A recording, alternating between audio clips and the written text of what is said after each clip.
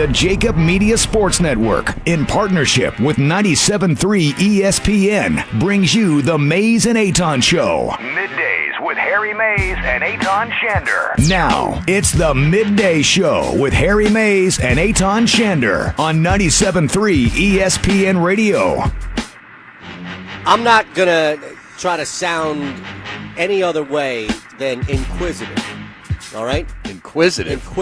Well, what are you looking for answers today? Yeah, actually I am. You are? I am.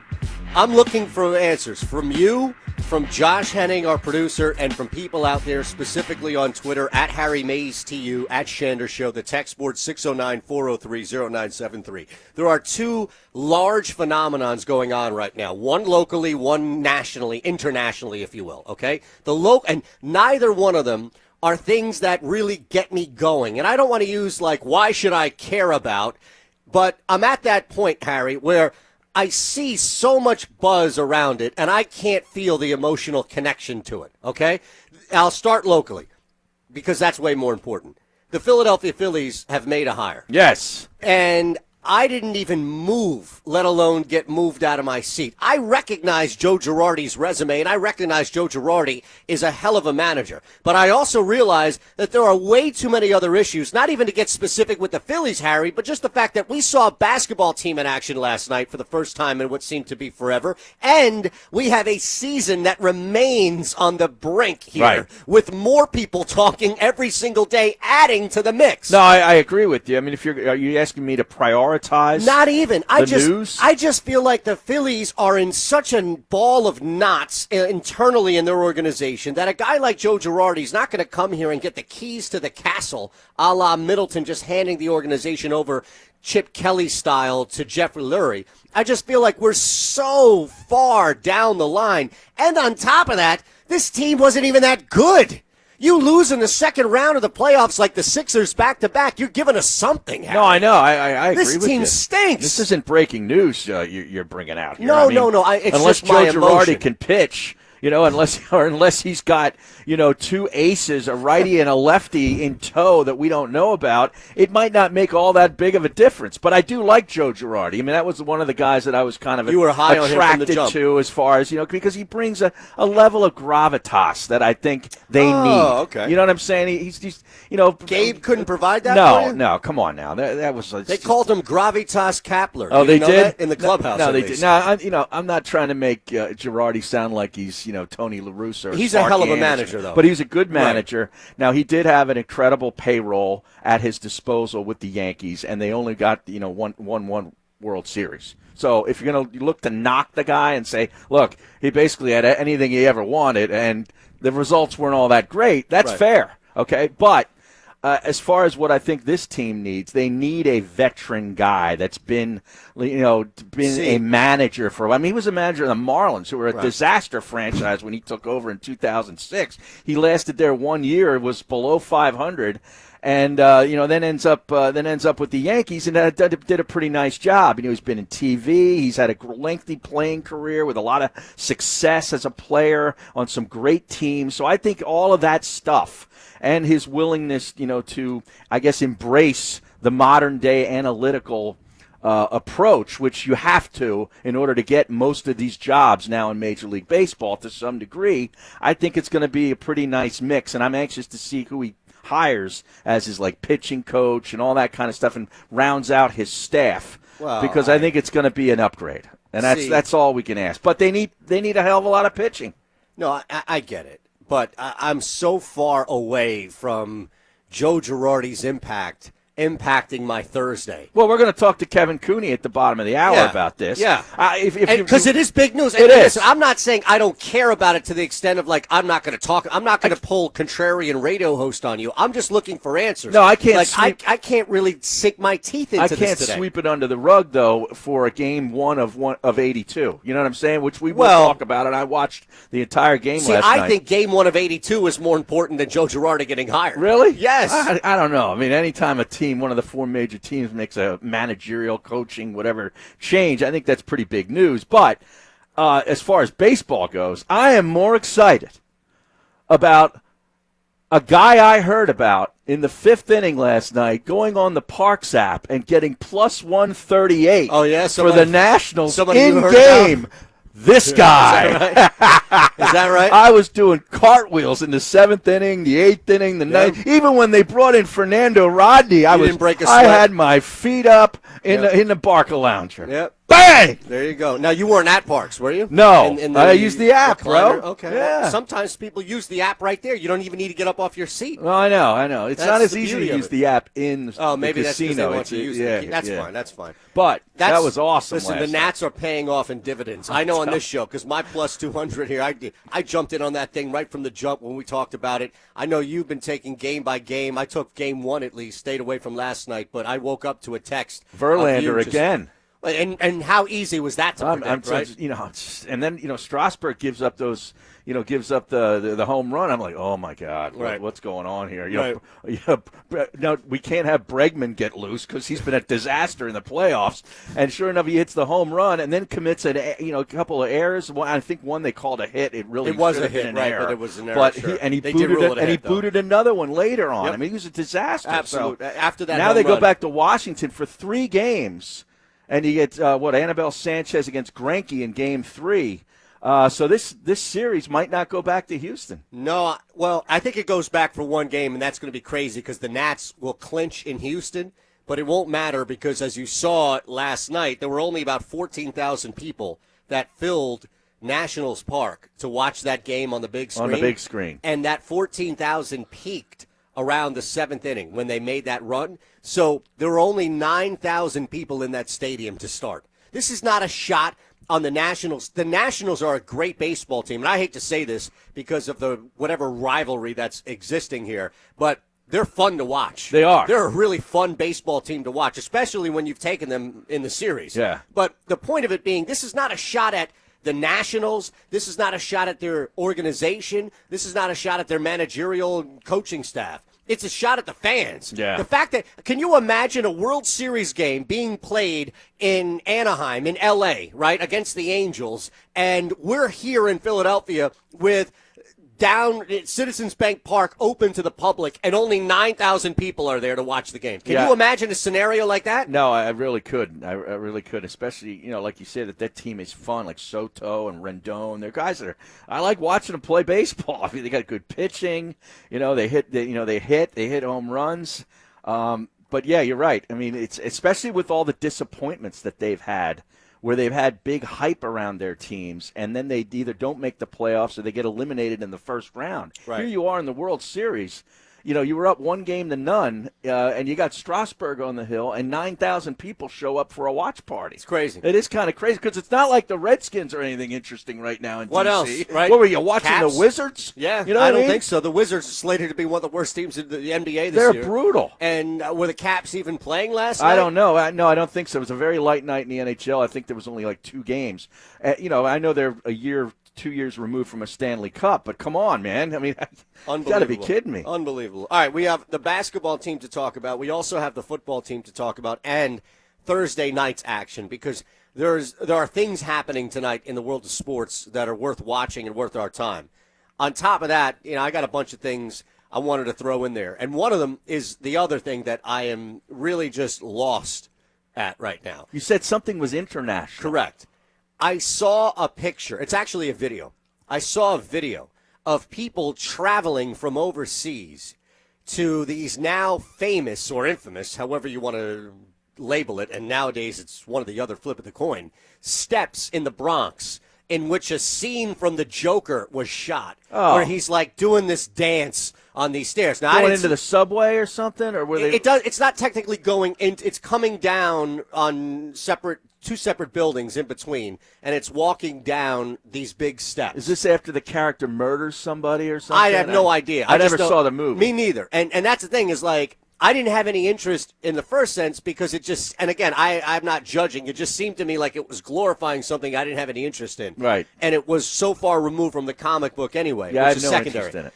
Now I see this video on Twitter being repurposed of people like taking glamour shots, arms crossed, waving to the camera. There's somebody in a Joker's outfit like 4 or 5 steps up trying to recreate the dance. Great. This is the kind of stuff that I just repel from. I'm telling you, I didn't even see what you're talking about. And see, that's the amazing filter that I have around me in my life, is I don't come in contact with this garbage that some people get so obsessed with. I need to show you this. I hate basically any viral video. Yeah, I get it, but sometimes viral video is shining a light on the scourge of humanity. Otherwise, you wouldn't know what existed. I don't need to be reminded of the scourge of humanity. Anytime, listen, sometimes it pops up. You never know. I need to show you this video because it is one of the most ridiculously disturbing things that I've seen. So I don't know. Hit me up and Harry up. At Harry Mays to you, at Shander Show.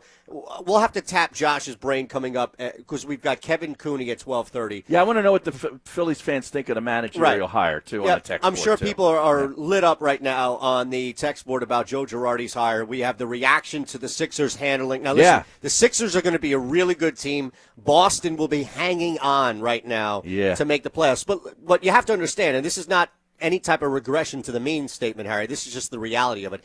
The NBA, unlike any other sport, is the most difficult to predict after day one. No, I know. You can't make... Even baseball. You can't make sweeping judgments. Right. But it looked like the Celtics and their perimeter had a real difficult time dealing with the Sixers' length.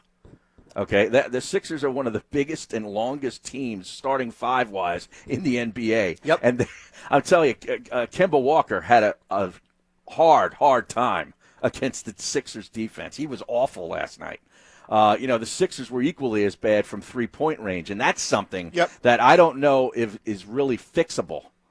Well, with their roster right now, where are they going to get those shots from? I think, Joel, you're not going to like this, and I think people out there are not going to like this. Yeah, the two big guys are going to be the three-point shooters. That's not a problem. Listen, Lopez was one of the best shooters last year for the Nets. If you have a guy, I think you can. If Joel Embiid's going to be out there for 38 minutes, something like that, you can maximize that. You can go back and forth. Why can't you now utilize a guy, especially if you're down a guy like Redick? Mm-hmm.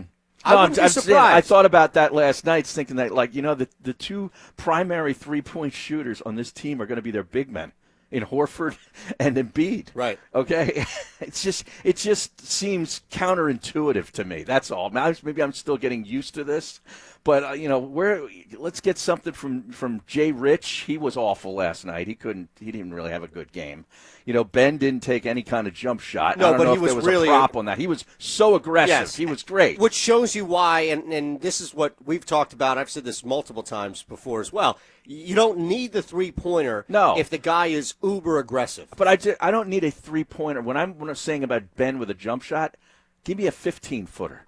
All right. Give me a 12 to 15 I don't think you to 18 need that as foot much jump shot if he's being aggressive. Every once in a while. Okay. You just want to see him switch it up. Yeah. The same. See, this is the hypocrisy. I want to see him expand his game. You want to see him expand, yet at the same time, what's the opposite of expand? You want to see that retract. You want to see Joel Embiid's game turtle up and just be locked into the trapezoid of the international game. I didn't say that, but it just seems counter wacky to me to have a 7'2" guy out on the perimeter taking 6 or 7 threes. He takes 3 or 4. I'm okay with that. See, I knew we were onto something wrong bringing up the Phillies first. At Eagle Eyes 317, our buddy Big Mike McD, all right? He's our ombudsman, right? Oh, he's a good tweeter. Oh, he is, our guy. Yeah. Seriously, fellas, the Sixers opened last night. You're talking about a World Series even the fans of a team and the damn thing don't even care about. Let's get back to the Sixers.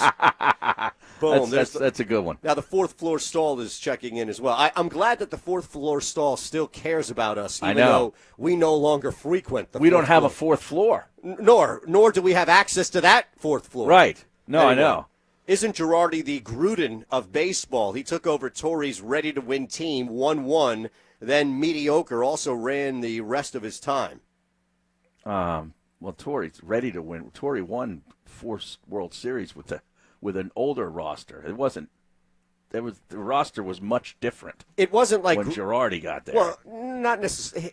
He had A-Rod, he had Jeter. Yeah, I mean, listen though, he didn't have Bernie Williams and Andy Pettitte. He still had Rivera though.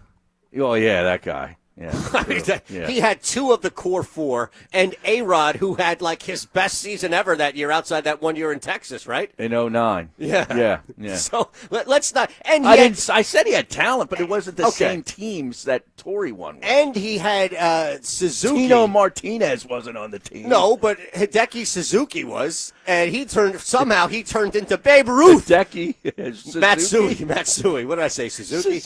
Suzuki hit a bomb last night for the Nats. That's right. That's why I got it confused. Hideki Matsui turned into Babe Ruth. Yeah. That World Series as well. I don't know what they sprinkled in his Gatorade. Tell you what. My goodness. All right. At Harry Mays TU is how you get us on Twitter. At Shander Show. We're live on all the platforms as well. Facebook and Twitch. Mays and Eytan. D'Amico 215. Great hire on the Twitch channel. Surprised the Phils didn't hire a stooge. Maybe that's why. I guess. Again. Who are the Mets going to hire now? The Mets are going to hire either Beltran or Pedro Martinez. I thought A-Rod's in the mix. Really? Yeah. That's there's something a else. There's a storyline out there that A-Rod may be their guy. Are there odds on Could the? you imagine wait that? a second. Are there odds on the global market Oh, jeez. that A-Rod could be a candidate for the managerial position? I mean, I think we need to explore this, don't we? That would be pretty outrageous, wouldn't it? I A-Rod think- in the dugout? Well, that's the thing. Like, can you picture Derek Jeter in the dugout? I can't picture any of these guys. No. Superstars, guys that are just above and beyond the already alpha. They don't make Peyton Manning. He's not going to be a good coach. These guys don't make good coaches. You need guys that are grunts. You know who's going to be a great coach? Nick Foles. If Nick Foles ever wanted to coach, he'd be an amazing coach. He's a grunt. You know, that's. Hey, he's back practicing at least. Oh, great! I Down can't in wait. Jacksonville. DJ Shark must be super through the roof excited. Well, right he can now. only come back, I think, after week 11. I guess. Correct, because So. he's on that temporary IR.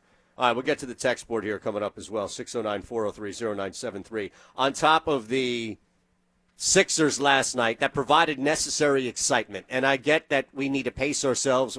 Listen, I can't break down 82 games here for the next 3 months. We didn't do that with the Phillies. No. As much as I love the game of the NBA and basketball, I can't be hypocritical.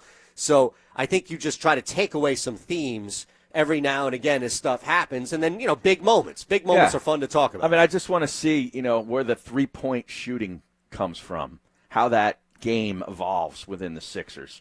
And the other thing I thought last night, great job out of them, and I didn't even think of this option, having Horford ring the bell. Yeah, that was pretty I cool. mean, that was pretty cool. Against the all teams, Boston, yeah, it makes sense. And he was only in Boston for, what, like 3 years? Was that? Well, I feel like It wasn't near as long as you think it was. compared to what you saw He was in in Atlanta for all those Well, years. that's where he made his bones. Right. But I think it was the connection that he had. I mean, yeah, he was Right, in but- Boston for 3 years. Yeah, right? but still, it's like, it's a big rival. We kind of stole him from the Celtics, and I thought that was a good job. And he was an integral part in that rivalry because he was the guy that would always knock down Embiid. He'd shut down Embiid. Yeah, right. sure. You're right. It was a fantastic option. The guy dropped 16 on him last night. I Yeah. mean, it was real. I'll tell you this. As much as you're concerned, this is the difference of the basketball team. They've opened up, and again, I think it's just how deep you want to take this. And I'm not saying you're taking it super deep, but they've opened up a door about concern with getting consistent outside shooting. Right. Is Tobias Harris going to become Which that guy? I think he can be more of, and it's just more of by committee. But at the same time, they've shut the door on any questions about them being good to great defensively. Oh, yeah. This is going to be the second best team week in and week out in the NBA all year. Outside of the Clippers, you're probably saying, that- right? yeah. Because Paul George, Well- Kawhi, and they got Patrick Beverly now, right? Correct. And they also had, what's his name? I'm blanking on the forward, Montrezl Harrell. Harrell. He's Yeah. off their bench. They got a Correct. great bench. Their bench is a playoff team. Yeah, their bench is they'd be a playoff team in the East. Yeah, I would think so. Although last year's West, I mean, the bottom two teams, you never know. Yeah. Now, I don't know if you saw this last night, but you have you have a ticking clock because at some point that guy in Brooklyn's going to get healthy. Mm-hmm. And the other guy last night. Oh, yeah, he dropped 50. Listen, God. don't worry about what he dropped. That's all ESPN wants to tell you today. Well, okay. Kyrie. I thought. Wait a Never second. mind, they lost the game and he missed the game-winning opportunity. You just told me 20 minutes ago or 18 minutes ago that you repel from all the viral, nonsensical stuff. That's like the most homogenous. This morning I'm flipping around my TV. Why would you watch that stuff to be incensed? Why? You know that's the only emotion you're going to get. You know what it was? I think it was Golick and Wingo, and they were on a Sports Center break, and they highlighted that game and Kyrie in Brooklyn dropping 50. And I don't even think they failed to mention that they lost the basketball game. No, listen, I get that, and I'm not trying to bring up that Kyrie looks great in the sense of like a losing effort. My point of it is that that's going to be the team. Oh, yeah. When Kevin Durant, this year is so wide open that there is like, the Bucks don't have a seasoned guy champion there that they look back on when Giannis or anybody's in the postseason. And again, the Sixers aren't leaning on Al Horford in that sense either, but they've been there, I think, more often. This is amazing how wide open this is for the Sixers. And then you just look at, Kyrie and Kevin Durant. Like, those two guys are in the distance, but they're coming. Yeah. You know they're coming. But now this Boston team, I don't know. I mean, They look like they are a big-time work in progress. I think it might be time to really explore trading Gordon Hayward. And that's the problem of the money that he's owed.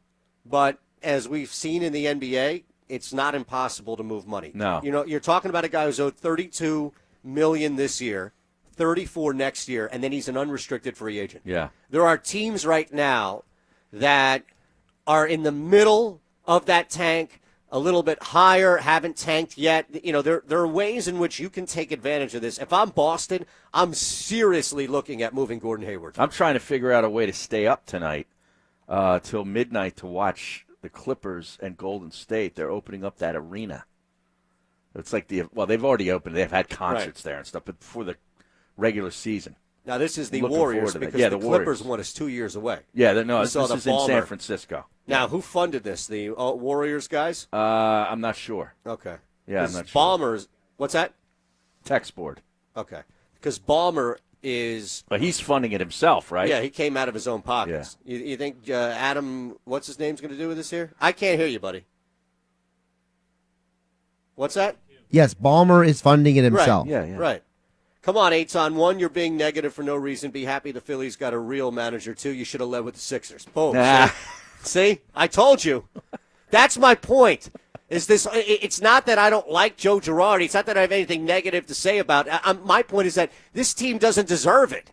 Like, save that. Like, Kevin Cooney should be the first person to talk about the Phillies on this show today. And Harry, it's a disservice for me to take over, to Harry, to Josh, who produces, to you out there listening and texting, because I get it. People are interested in this, but I'm not coming out saying I don't have any. It's not like I'm sitting in the corner folding my arms like, contrarian radio host saying, why does anybody care about this? I'm just don't know in the sense of why Joe Girardi is more important than seeing the Sixers team with championship aspirations hit the court. And also the fact that, this line, as it continues to slowly wiggle, this is a gigantic football game just a couple of days away, and we still have questions unanswered with the Eagles. This is a turning point game. The season. This could be a season-defining football game on Sunday.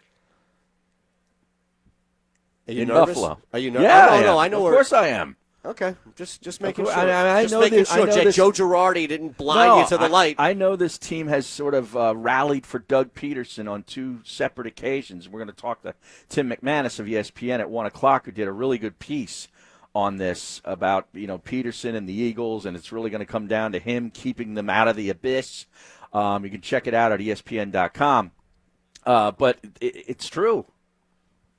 Like, if they win this game, there's 2 different things. I put this up on my Sided debates page this morning because. Well, how do you get there? Why don't you tell Sided.co. There's a link on my Twitter. I tweeted the tweet, and you can just go right through the tweet. Okay. Okay. I just said.